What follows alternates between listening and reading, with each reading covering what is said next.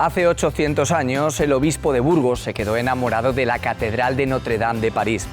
Entonces le pidió a su amigo, el rey Fernando III de Castilla, conocido como el Santo, que comenzara a levantar una gran iglesia a orillas del Arlanza para que fuera su sede episcopal. Corría el año 1221 y fue entonces cuando comenzó a escribirse la historia de la iglesia de Santa María, la Catedral de Burgos.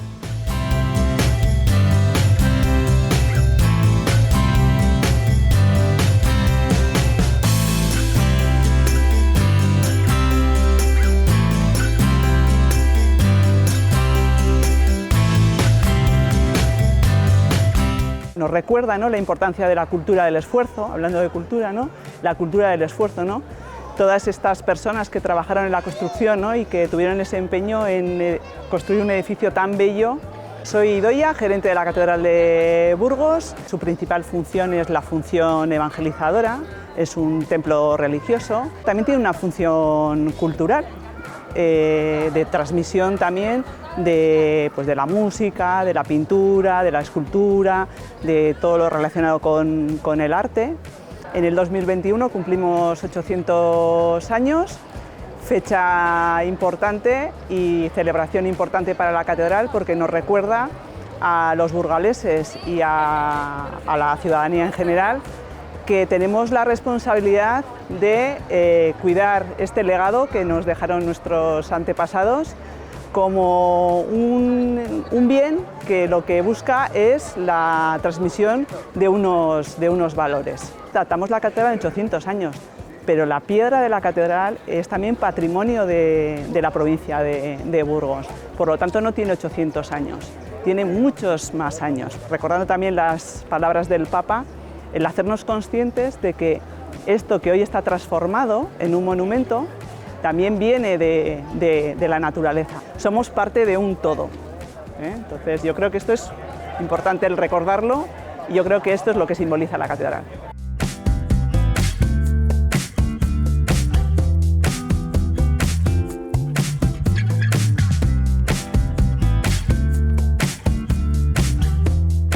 El obispo don Mauricio trajo hasta Burgos a maestros y artesanos franceses que no solamente debían levantar un templo para la gloria de Dios, sino para demostrar la importancia que esta ciudad tenía. Maestros y arquitectos que después, 800 años más tarde, siguen trabajando en la Catedral de Burgos.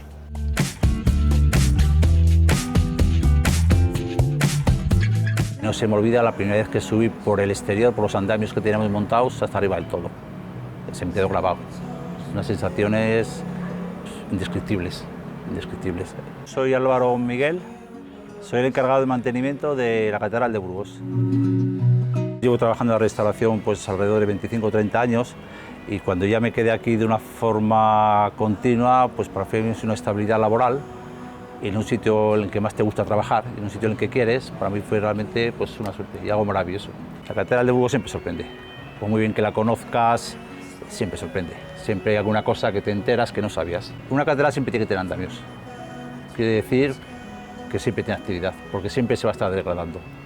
Siempre va a haber una degradación y siempre va a haber cosas que arreglar. Siempre. Por las cosas que hemos restaurado hace 20 años ya estamos volviendo a repasarlas porque siempre hay desprendimientos, hay una serie de cosas que tienen peligro. Es algo muy complejo, requiere un gran conocimiento de todas las infraestructuras que tiene este edificio, que son muchas y muy diversas. Es un edificio que tiene mucha actividad, además de la turística, que nos visitará pues, un montón de gente. El hecho de estar conservándola, el hecho de estar el día a día, hay muchísimas cosas que no se ven, pero que las estamos haciendo de una forma constante. Desde que hemos empezado la restauración y prácticamente la hemos acabado, los trabajos de mantenimiento han sido constantes. La catedral es un edificio vivo.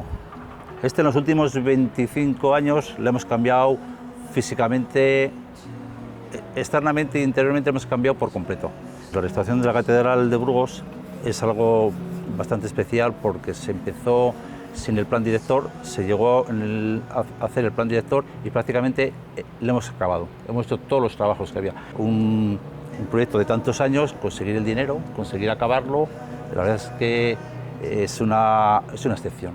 Antiguamente era muy escueto el mantenimiento, así estaba la catedral, que daba pena verla, ¿no? Era negra y gris. y la gente pensaba que lo negro era lo sucio y lo gris era lo limpio, y que va, lo gris era menos sucio que lo negro. Una vez que la limpiamos, salió este tono que tiene, que ya está en gris, está volviendo a estar gris, pero salió el tono cremita de la piedra. Cuando se carbonata es el tono que coge.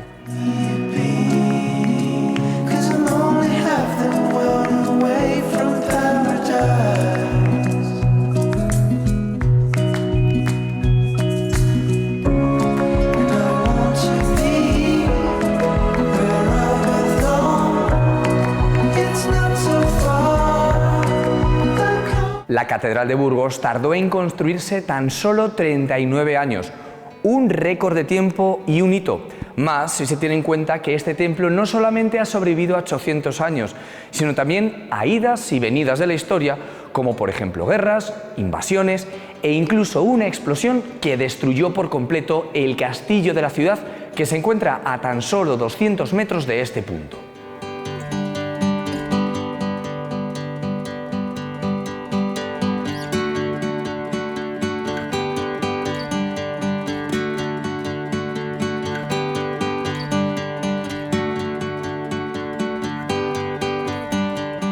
Yo creo que no se ha hecho en ninguna catedral hacerlo de forma tan rápida y de esta manera tan espectacular. Hoy día, aunque tenemos maquinarias y tenemos de todo, lo veo difícil. ¿Seríamos capaces de construir una catedral que pueda conservarse durante 800 años?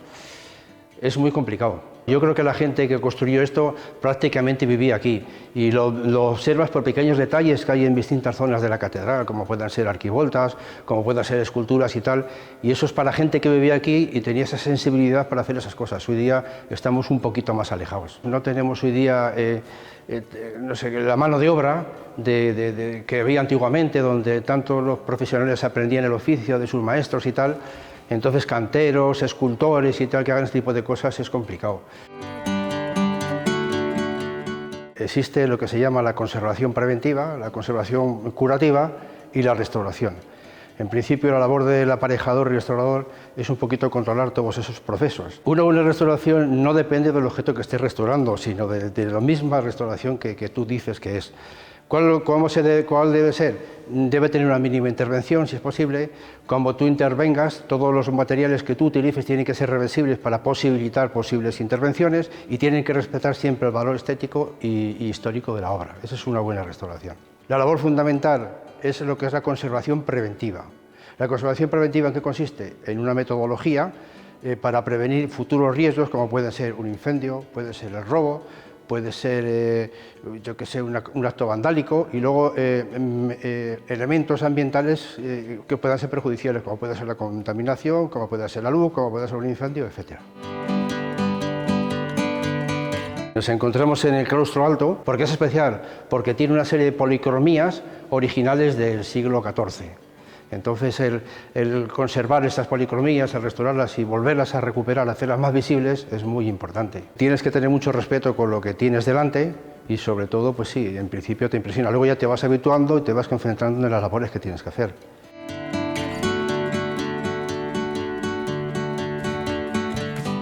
El blanco es el color que domina la Catedral de Burgos, pero aquí, en el claustro alto, aún se conservan algunas pinturas originales. Entonces, ¿las catedrales estaban o no estaban pintadas en su origen?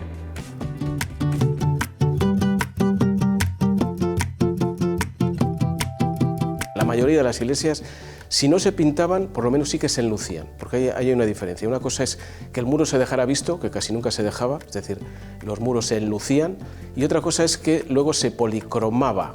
Es decir, que se podía sobre esos enlucidos aplicar unas pinturas murales con una temática o un programa iconográfico determinado, ¿no? Las pinturas murales románicas que han llegado hasta nuestros días en Castilla y León, el Panteón de San Isidro de León, Perazancas de Ojeda, San Modelo de Berlanga, etc., son pinturas románicas que están ubicadas, pues eso, en el caso de San Isidro, una colegiata o una simple iglesia parroquial. ¿Se pintaba siempre en programas iconográficos de ese tipo? Pues probablemente no, porque eso dependía de los medios de los que dispusieran la institución correspondiente, la parroquia, o el monasterio o la catedral. Cuando pasamos al gótico hay un hecho, vamos a decir, impepinable, y es que libera al muro de su función sustentante, de la función sustentante que tenía, por ejemplo, durante el románico, y eso permite que en el muro gótico y en las grandes catedrales góticas se puedan abrir grandes espacios para las vidrieras. Entonces, digamos que la pintura mural pierde protagonismo en beneficio de las vidrieras. Pero aún así, en las catedrales y las catedrales góticas se siguió pintando. Se pintaban capillas o se pintaban a veces las bóvedas. Desde luego se enlucían, o sea, una catedral no se daba por concluida hasta que no recibía su enlucido correspondiente, que podía ser blanco o blanco con un falso despiece de sillería o, en algunos casos, con alguna representación iconográfica, depende de los casos.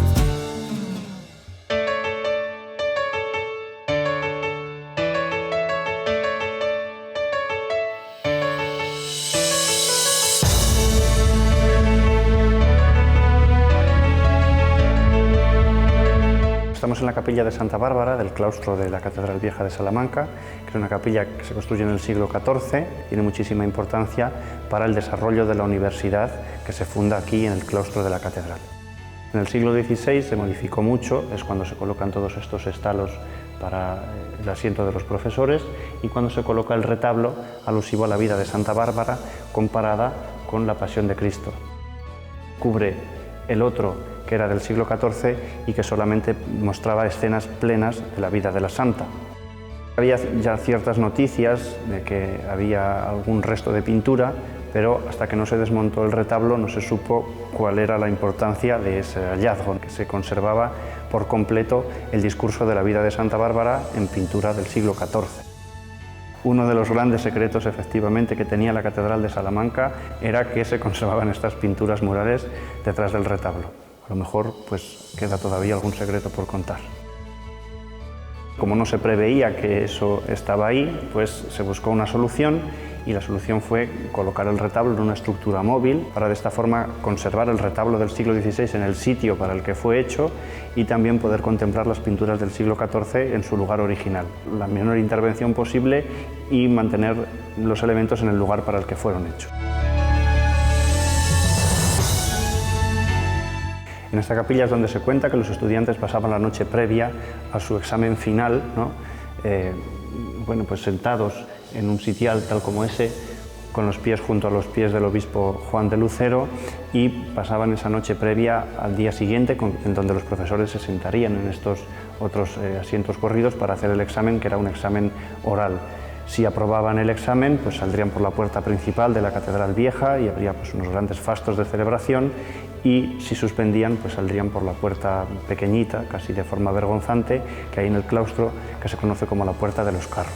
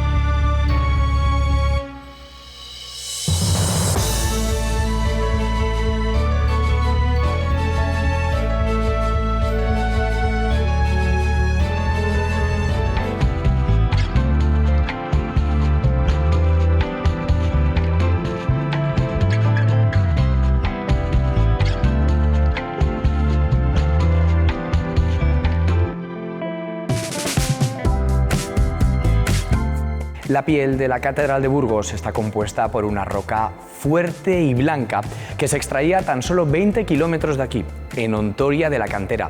Curiosamente, esa misma piedra que sirvió para hacer frente a la fuerza de la gravedad es la misma que los canteros usaron para cubrir cada centímetro cuadrado del templo con esculturas que realmente parecen plata.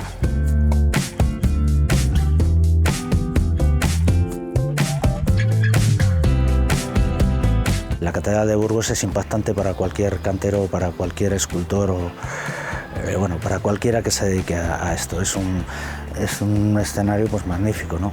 Soy José Barrio, soy cantero en la catedral. Haces cosas que ya se están perdiendo, que no se hacen y que tienes la posibilidad además de, pues bueno, que no solo de hacerlas, sino de proyectarlas y luego ya es todo el montaje y que eso vaya a buen puerto, o sea, que todas las piezas encajen como tú las tenías en la cabeza y proyectadas en el dibujo.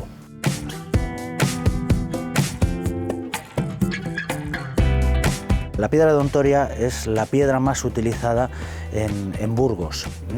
Es una cantera, no es a cielo abierto, se complica un poquito más la extracción porque es una cantera de mina que absorbe mucho la humedad y no rompe. No es una buena piedra para suelo, pero sí para la construcción. Es una piedra que está vigente hoy en día, o sea, la seguimos utilizando, y es una piedra que funciona muy bien para este clima, que no es un clima amable. Puedes hacer desde un sillar hasta una filigrana y en muchos de los casos en los que los trabajos son muy intrincados, por ejemplo, pues algunos que ves por ahí con muchos calados y demás, puedes incluso utilizar, dejar los cinceles a un lado y poder utilizar pues desde gubias.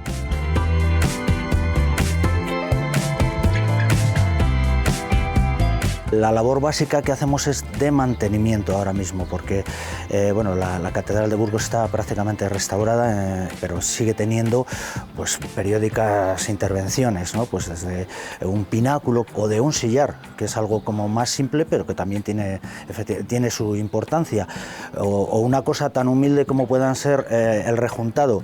En general casi todo es geometría. Nuestro trabajo consiste en proyectarla a la pieza, dibujarla y una vez que presentas a los técnicos, pues a partir de ahí se empieza a trabajar en ella. Lo que es el proceso es el mismo, pero bueno, cambiaban mucho lo que es el trabajo, las logias de los canteros. Bueno, pues era un oficio muy importante en la época. Ahora no hay cuadrillas de canteros. Básicamente las complicaciones que tenían en tiempos, ¿no? Pues porque estás trabajando en unos sitios en los que no son edificios rectos, tienen su aquel, estás trabajando a unas ciertas alturas, todo se complica un poquito más. Ellos tenían un trabajo añadido, porque ahora tienes las modernas grúas para poderlo levantar todo, era un trabajo, sigue siendo duro, un trabajo duro, tiene que ser vocacional. Cuando haces turismo en un espacio como este, pues vas viendo, alguna vez que ves una pieza curiosa, pues ya te quedas mirando y dices, ¿cómo se ha proyectado esto? ¿Cómo lo han hecho y tal? Apreciar el trabajo de los demás, a verlo, que en cualquier caso no es fácil ni abundante ahora mismo, por desgracia.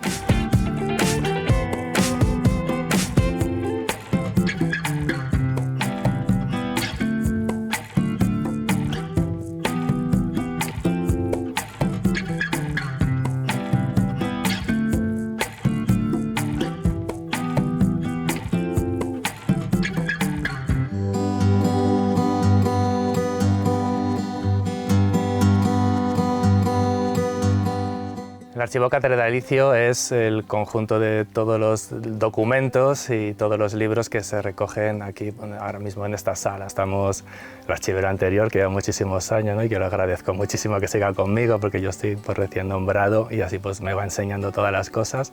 Y luego también tenemos un equipo de chicas que están catalogando, una labor de catalogación, son contratadas por la catedral y hacen una labor pues, preciosa. El archivero es la persona encargada de custodiar todos estos libros, catalogarlos, ordenarlos, saber dónde está cada uno y luego también ofrecerlos a los investigadores. Podría tener dos importancias, una lo que es quizá más actual o más práctico, que son pues un poco todos los derechos y títulos que tiene la institución. Entonces si alguna vez dicen, pues pruébame que tienes esto, pues tienes el documento de prueba. O por ejemplo, si tienes alguna herencia, algunas rentas que se han dejado, pues tienes los documentos que prueban la herencia, los convenios, o sea, los documentos jurídicos pues, que se puede utilizar. Y luego también está pues, todo el tema histórico, pues, para conocer toda la historia. Cuando conocemos nuestra historia, pues podemos seguir avanzando, ¿no? Nos apoyamos, vemos cómo se ha decidido y podemos seguir tomando decisiones. Recogen pues, la actividad de todo el cabildo, por ejemplo, aquí en esta sección que tenemos aquí al lado, eso se llama los libros redondos. Hay un canónigo también, que es el apuntador, y apunta la asistencia a coro, que es uno de los actos más importantes de la catedral. Entonces está desde lo más antiguo, empieza por allá, aquí hasta lo más moderno. Pues en el 2022, por ejemplo, tenemos aquí lo último que hemos encuadernado, ¿no? Se van encuadernando y se van guardando.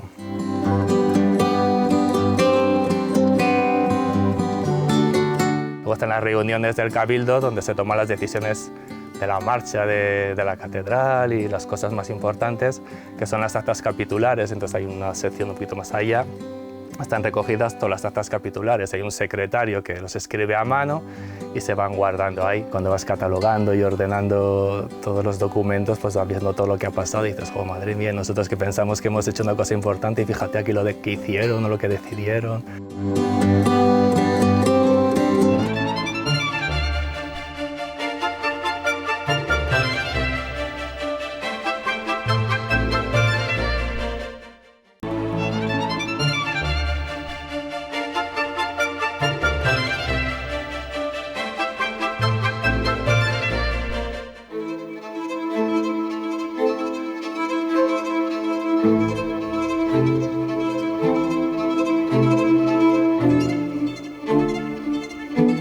En el 1994 fue cuando hubo una sensibilidad grande dentro de la sociedad burgalesa para restaurar la catedral.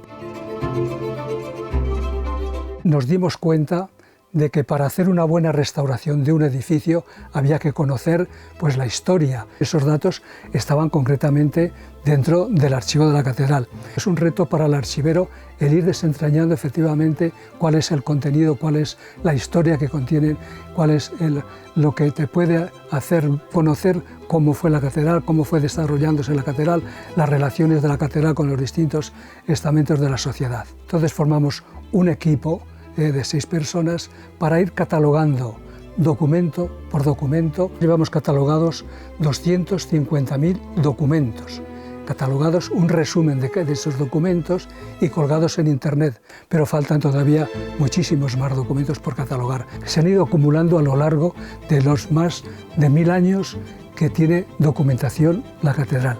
¿Cómo es posible que si la diócesis de Burgos empieza en el año 1075, restauración de la antigua diócesis de Oca, y en estos momentos el archivo de la catedral contenga documentación, el documento más antiguo es del 972? Pues la explicación es que aquí se han recogido pues, documentos de los grandes monasterios benedictinos que había en Burgos en aquella época, documentos de Oña, documentos sobre todo de Covarrubias, de San Pedro de Arlanza. En esta documentación ahí tiene el Cabildo pues la base de su historia, de sus derechos. Entonces lo lógico es que el Cabildo siempre haya tenido mucho cuidado en conservar toda esta documentación.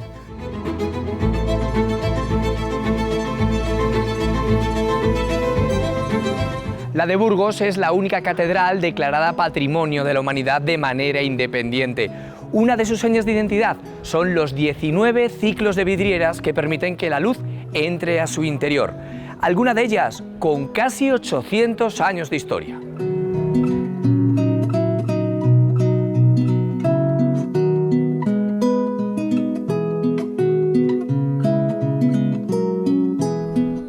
Me llamo Enrique Barrio, soy vidriero.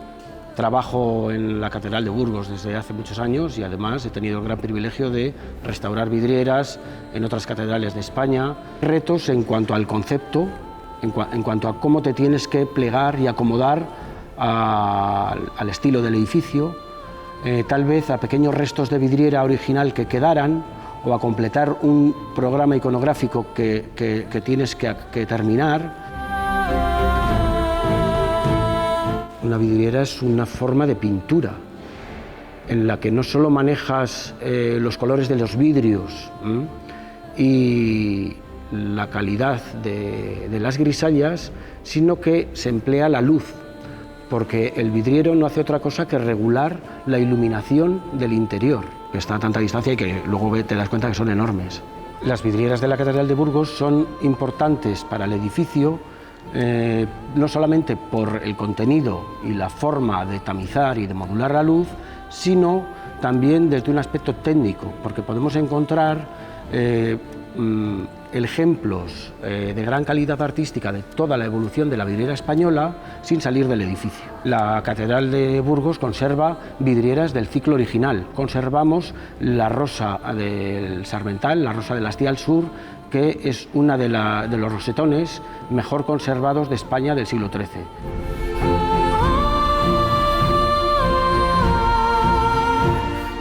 Desde luego que no esperaba que iba a hacer lo que luego he conseguido, o los proyectos que me han encargado. Hay algunos artistas que son ambiciosos por tener prestigio y conseguirlo rápidamente.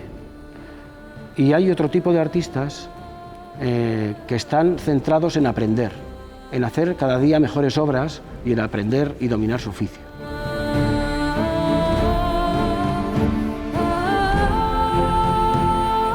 Me sorprende a veces pequeños comentarios que hace el turista o el visitante o incluso los fieles al salir de la iglesia, de qué les han parecido las vidrieras, qué han visto de las vidrieras. Ten en cuenta que un arte que se ve a tanta distancia muchas veces tampoco somos capaces de encontrar todo lo que guarda, todo lo que entraña, todos los secretos o el significado. Si te quieres sumergir en el mundo religioso, en el significado religioso, pues déjate llevar por la belleza. Si te interesa más la parte artística, bueno, te aconsejo que te fijes un poco en la composición. Y si ya te interesa la parte más histórica, pues te aconsejo que no veas la vidriera como un arte que está como cuando se creó. Ha sufrido transformaciones, no solo por labores de mantenimiento, por la necesidad de mantenerse, sino también por el cambio de gustos. Lo más seguro es que tú, cuando veas un conjunto de vidrieras o una vidriera del siglo XVI, por ejemplo, por allí han pasado muchas manos porque ha habido muchas cosas que restaurar y que reparar. Entre los siglos XV y XVI se levantó este lugar. Es conocida como la Capilla de los Condestables de Castilla. Realmente es una capilla funeraria. ¿Pero quiénes podían ser enterrados en las catedrales e iglesias?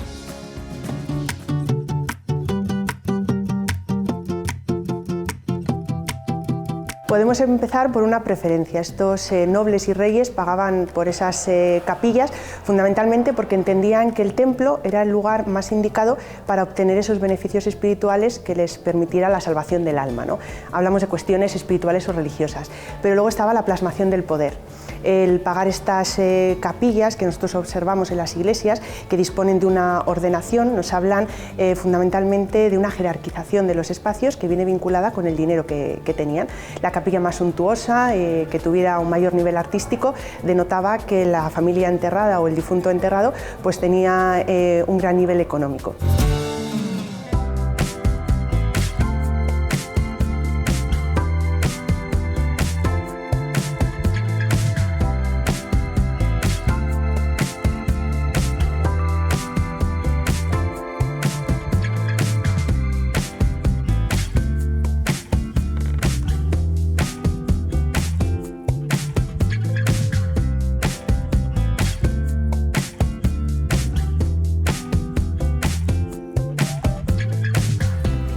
Lo que estamos viendo es un sepulcro que es bastante singular en la ciudad de Segovia, porque se trata de la única sepultura que tenemos relacionada con la realeza de forma directa aquí en la ciudad.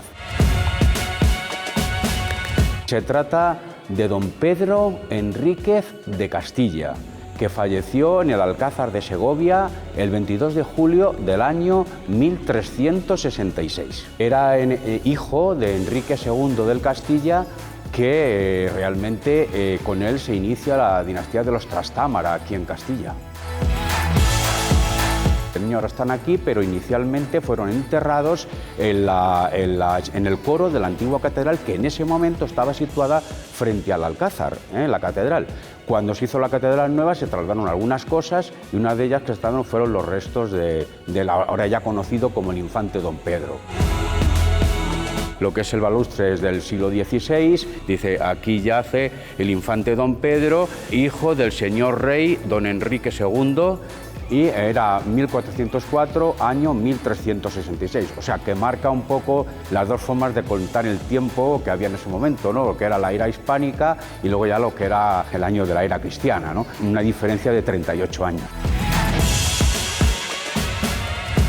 Se ha abierto en el año 2019 con motivo de la restauración que se está haciendo de esta sala para abrirla próximamente y en ese momento se abrió lo que es el sepulcro y apareció un cofre con 3 huesecillos, eran dos fémur y una tibia y también unos ropajes. Estos estudios se hicieron desde la Universidad de Granada y dieron algunos resultados bueno, que nos ayudan un poco a conocer la historia. Ya sabemos que este niño que se cayó pues debía tener entre 6 meses y 1 año y medio de vida.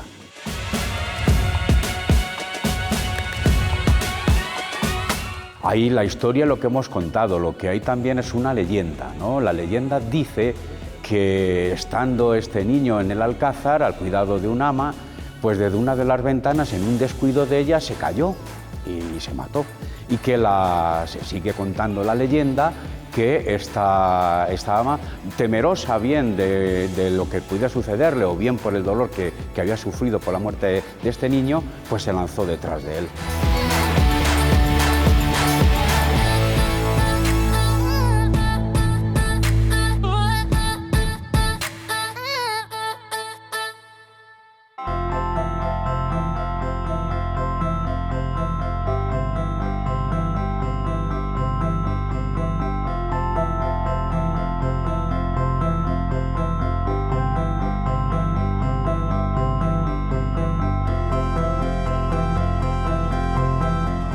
Lo que hacemos desde hace ya más de casi 30 años, una labor de catalogación de cada documento que se conserva aquí en la catedral. Conservar y proteger la documentación, el patrimonio documental de aquí del archivo, darlo a conocer. Si una cosa no existe, no se da a conocer, no se le da visibilidad, pues no se puede proteger ni conservar. La documentación es ingente porque se conserva desde el siglo XI hasta nuestros días. Es un archivo histórico, pero a la vez es un archivo vivo porque sigue recibiendo documentación que está generando la catedral. Realizamos pues, una descripción documental, después informatizamos los datos que consideramos más importantes para los investigadores, completamos todo este proceso de catalogación digitalizando la documentación.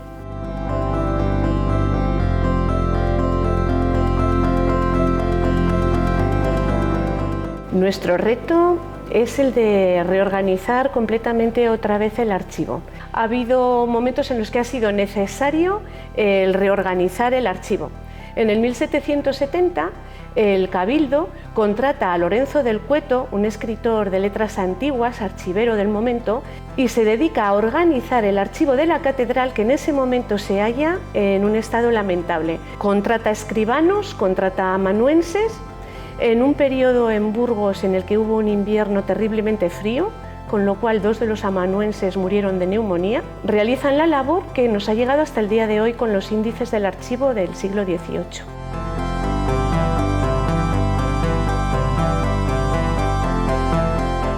Un libro que no se conoce, que no se lee, que no se sabe qué documentos tiene, es como si no existiera. Entonces, la lectura de cada documento, aunque parezca una labor muy complicada y lo es, sobre todo es larga y de mucha paciencia, pues lo que va a dar como resultado es el conocimiento de todo lo que hay en ese archivo. Y el conocimiento de un archivo es la guarda y la custodia de la historia, de la memoria.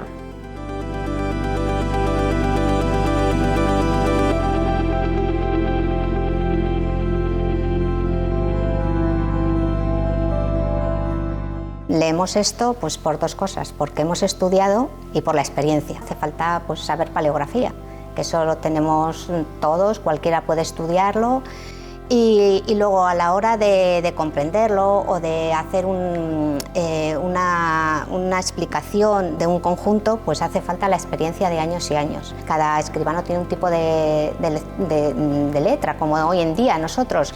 Unos escriben mejor, otros peor, tienen sus vicios. Eso es a base de leer y de saberlo. Yo una vez comenté a unos chavales de instituto que mi trabajo consistía, les expliqué en qué consistía mi trabajo y uno lo resumió rápido y dijo, o sea, que tú lees y escribes. Vaya rollo. O sea, la vida es leer y escribir lo que ponen, pero no es eso. Llega un momento en que son conocidos tuyos, estos escribanos que vas día a día con ellos, que de repente se te mueren. Te dices, qué disgusto, se me ha muerto Diego de Bilbao. Entonces así... y es una forma también de curiosidad y de saber, sobre todo de querer conocer.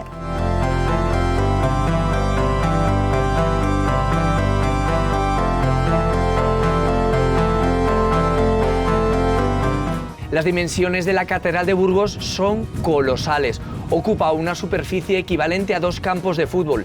Tiene una longitud de casi 100 metros, pero sobre todo llama la atención la altura de sus 2 agujas, 88 metros, el equivalente a un edificio de 21 plantas.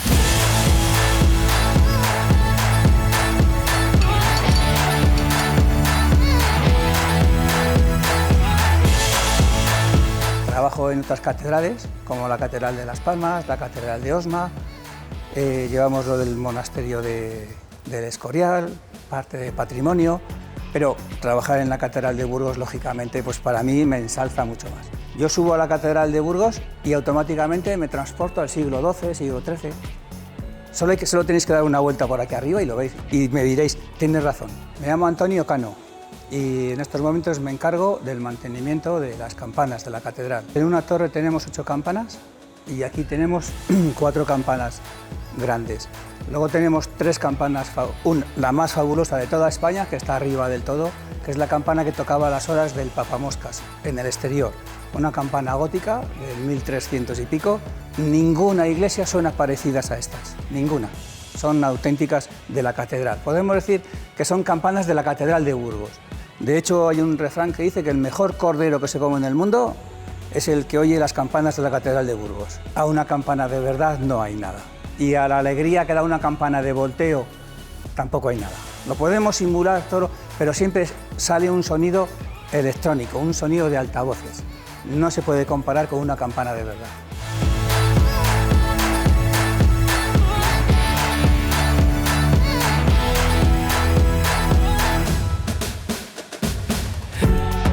En este momento estamos realizando un mantenimiento de esta campana, es una campana tipo romana, y bueno, pues le vamos a cambiar todos los eslabones que tiene. Lo primero que miro es a ver si les falta algún tornillo. La forma de mirarlo es tenerlo de abajo limpio y miro a ver si hay algún tornillo por el suelo. Entonces ya, como ya conozco los tornillos, voy y busco dónde sacar ese tornillo y es el mantenimiento que les hago. A los aros ahora hay que cambiarles todas las gomas, porque ya llevan bastantes años, y es otro mantenimiento que les vamos a hacer. Se está volviendo al tradicional toque de volteo a mano, pero como ya no hay campaneros en los pueblos, pues las tenemos que automatizar. Es algo que siempre va a haber en las iglesias y en todos los pueblos, porque el día de la fiesta tocamos las campanas y el día de los entierros también. Es decir, que es unas tradiciones que no se van a perder nunca, por mucho que los pueblos se vacíen, tarde o temprano sube alguien a tocar las campanas.